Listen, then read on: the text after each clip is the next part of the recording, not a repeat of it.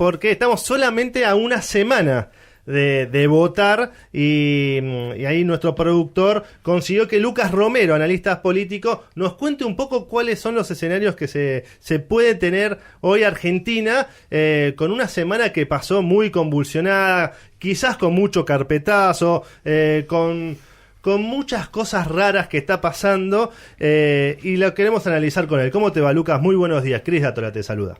Buenos días, Cris. ¿Cómo andan ustedes? Buen día al equipo.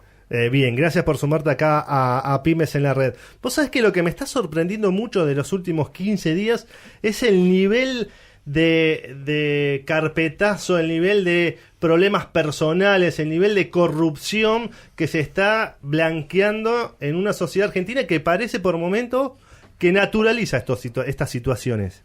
Bueno, viene siendo un proceso electoral bastante particular, ¿no? Primero por el contexto económico que lo rodea, y ustedes seguramente son muy sensibles a ello porque naturalmente afecta la realidad cotidiana de las pymes, pero es un contexto de mucha dificultad, un contexto que está ofreciendo niveles de inestabilidad financiera quizás como nunca vistos, a pesar que en la Argentina habitualmente suceden este tipo de inestabilidades preelectorales, pero un contexto dramático de una elección pareja, porque fíjate que curioso, desde 1983 a la actualidad no vas a encontrar, Cris, sea una elección general o una PASO, una elección en la que la diferencia entre el primero y el tercero sea de menos de 3 puntos porcentuales, claro, ¿no? Con lo cual nos habla de una elección pareja, y habitualmente ocurre que uno tiene dos formas de hacer campaña electoral, la positiva o la negativa. La positiva es hablar de lo que uno propone, de las propuestas, de las ideas, de las soluciones. La negativa es señalar, apuntalar, remarcar los defectos de los demás. Y bueno, creo que esta viene siendo una campaña, por la complejidad del contexto que la rodea, una campaña altamente negativa, ¿no? En donde escuchamos a los candidatos más hablar de los defectos del otro que de los atributos propios, ¿no? Y me parece que eso es un poco lo que remarcás y señalás que ha venido ocurriendo en estos últimos días. Sí, más allá de que me sorprenda que pareciéramos ser una sociedad anestesiada, y por momentos tampoco saber, cuáles son los mecanismos que nos regala la democracia para poder exigirle a nuestros políticos otras soluciones o otros debates. Te quiero preguntar, a una semana de haber pasado el segundo y último debate presidencial, ¿qué sensaciones te dejaron los dos debates y quién pensás que sacó más ventaja? Porque se dice que generalmente en los debates las personas no cambian su voto, y quiero analizarlo con vos, ¿qué pensás? Sí, me quedo con este concepto anestesiada porque en algún punto, y esto lo veíamos mucho en los estudios cualitativos cuando tratábamos de interpretar el sentimiento de la gente, y lo que tenemos en Argentina es una sociedad descreída de la dirigencia política, es decir, ha perdido la confianza en que la dirigencia política le resuelva sus problemas, y es una sociedad pesimista. Digamos, habitualmente en los procesos electorales ocurre que emerge una suerte de optimismo, ¿no? ¿Por qué? Porque la gente cree que el voto va a producir un cambio. Esto es habitual en todos los procesos electorales y lo vimos incluso en el 2019 en un contexto económico también adverso. Lo que estamos viendo en este contexto es que los niveles de optimismo no están alcanzando los niveles habituales para un periodo electoral y los niveles de pesimismo no están descendiendo lo que habitualmente descienden en contextos electorales. En ese marco, en ese contexto, una sociedad pesimista y descreída, probablemente la gente, o por lo menos la parte del electorado que estuvo presenciando los debates, se sentó a verlos y a escuchar a los candidatos con esa postura, ¿no? Y eso me parece que marca un poco también la dificultad que seguramente encontraron los candidatos para poder producir cambios en el comportamiento electoral a través de los debates.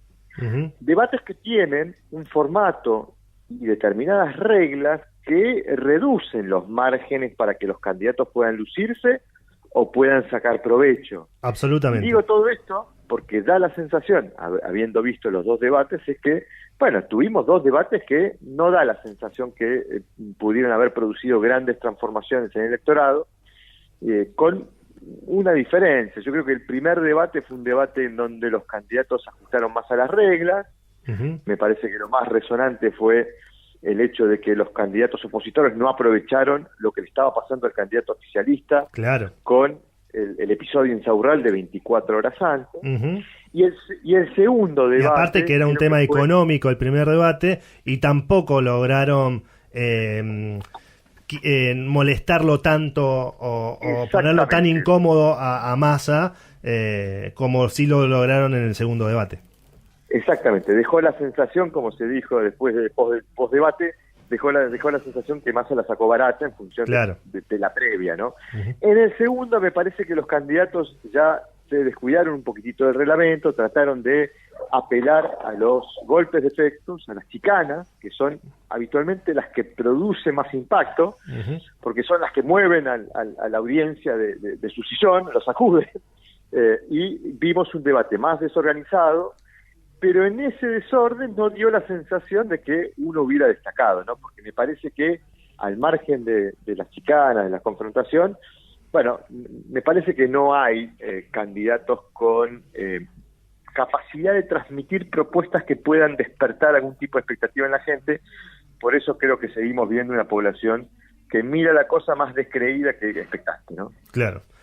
Vos sabés, Lucas, que nosotros cuando analizamos un poco la situación política, lo que vemos, como vos bien decías antes, y hablabas del pesimismo, es que no hay un candidato que enamore. En su momento, en el 2003 estuvo Néstor Kirchner, en el 2015 estuvo Mauricio Macri con los famosos timbres que salía a recorrer y la gente recibía, y desde el 2019 a hoy no tenemos un candidato que enamore aparte del electorado y que sienta la confianza para reencauzar la situación política y económica del país. Bueno, a ver, ningún candidato sacó más de un tercio de los votos.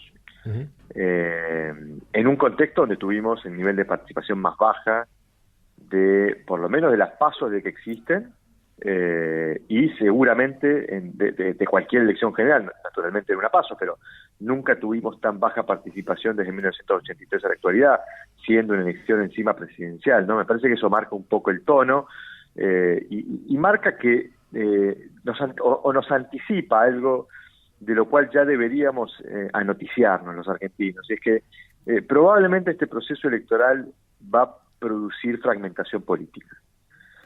Vamos a tener un presidente, seguramente, eso es lo que va a ocurrir, pero no vamos a tener un presidente que tenga mayorías en el Congreso, que tenga capacidad de tomar decisiones de manera autónoma, y eso va a requerir que las decisiones surjan de acuerdos, de negociaciones, de consensos, y esto me parece que nos debe predisponer a tener algún tipo de tolerancia a ese diálogo político, porque la Argentina, si algo le está pasando en estos últimos años, estoy hablando por lo menos de la última década, es que está teniendo dificultades para tomar decisiones.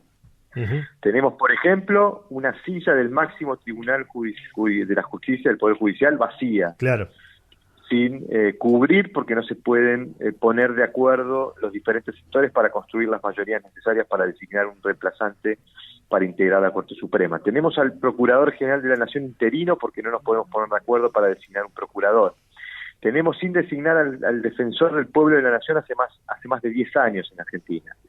Es decir, me parece que llegó la hora de empezar a tener un poco más de tolerancia al diálogo político, porque lo que viene por delante va a tener que ser un proceso de toma de decisión de acuerdo, de negociaciones, de consensos, porque si no, difícilmente se pueden resolver los complejos problemas económicos que tenemos. Lucas, la última. La semana pasada estuvo el coloquio IDEA, pasó casi desapercibido el presidente, pero al terminar su discurso habló del negocio de la grieta, lo mal que le hace al país la grieta y que hay que buscar consensos, como vos bien decís. Milei y Massa no fueron, participó Patricia Bullrich, que también dijo que hay que generar consensos, pero que no está dispuesta a hablar con el kirchnerismo. Lo escuchás en el debate a Massa, y Massa dice y convoca a que quiere armar un gobierno amplio, y convoca a los radicales, por supuesto, para en su discurso quitarle votos a Patricia Bullrich, y todos, vos vas escuchando a todos, excepto Milei, que es el más rígido y se mantiene en que no quiere generar consensos porque está dentro de su lógica de casta.